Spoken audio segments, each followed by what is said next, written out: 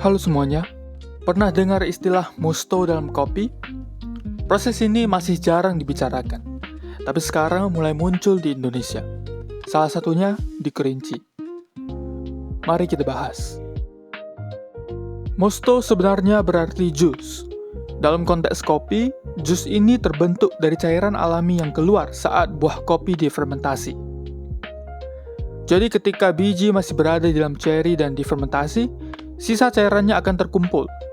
Cairan itulah yang disebut mosto. Proses ini biasanya dipakai dalam fermentasi anaerobik, yaitu fermentasi tanpa oksigen. Nah, cairan mosto ini kemudian bisa digunakan kembali untuk membantu fermentasi batch kopi berikutnya. Karena berbeda kebun dan berbeda panen bisa menghasilkan mosto yang berbeda, hasil akhir pun bisa sangat beragam. Disinilah letak eksperimen dan tantangannya. Sulit ditebak, tapi juga bisa menghasilkan profil rasa yang unik. Untuk mengetahui rasa khas apa yang dihasilkan oleh proses ini, saya telah membeli biji kopi dengan proses mosto. Biji yang saya gunakan kali ini adalah Kerinci Mosto Natural dari Collins Roastery. Di labelnya mereka menuliskan ekspektasi rasa blackcurrant, rosella tea, grape, dan cotton candy.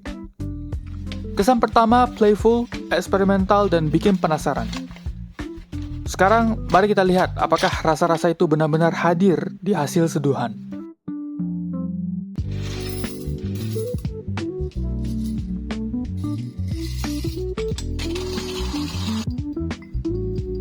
Pertama, saya seduh dengan metode immersion.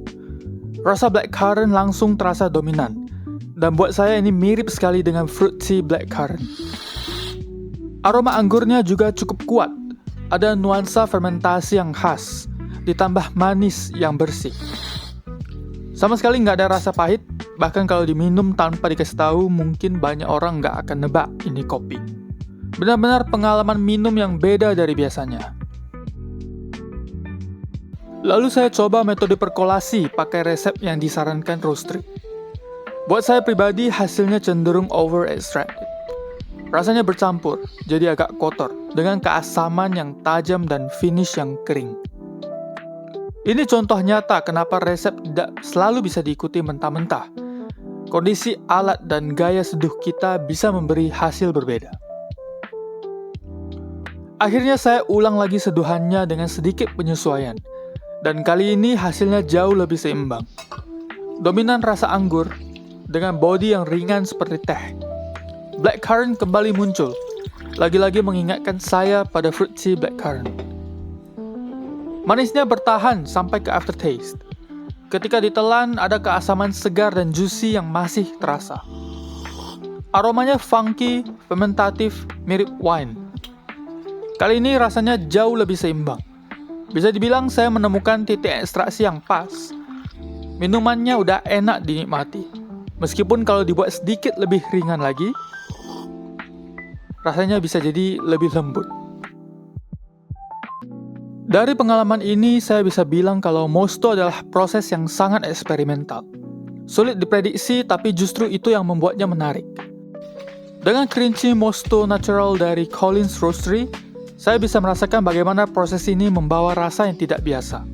Blackcurrant yang jelas, anggur fermentasi, sampai manis yang bersih. Tentu hasil seduhan akan berbeda, tergantung metode dan cara ekstraksi. Dan menemukan level ekstraksi yang tepat sangat penting untuk bisa mendapatkan seduhan yang benar-benar dapat dinikmati. Tidak semua biji terekstrak dengan cara yang sama, apalagi kopi dengan proses seberat ini. Menurut saya disitulah letak keindahannya.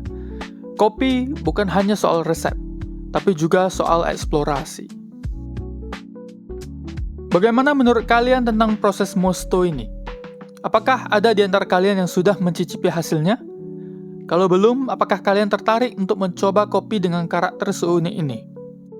Tuliskan jawaban kalian di kolom komentar di bawah. Saya ingin mengucapkan terima kasih yang sudah menonton sampai sejauh ini. Semoga hari kalian menyenangkan dan kita bertemu lagi di video berikutnya.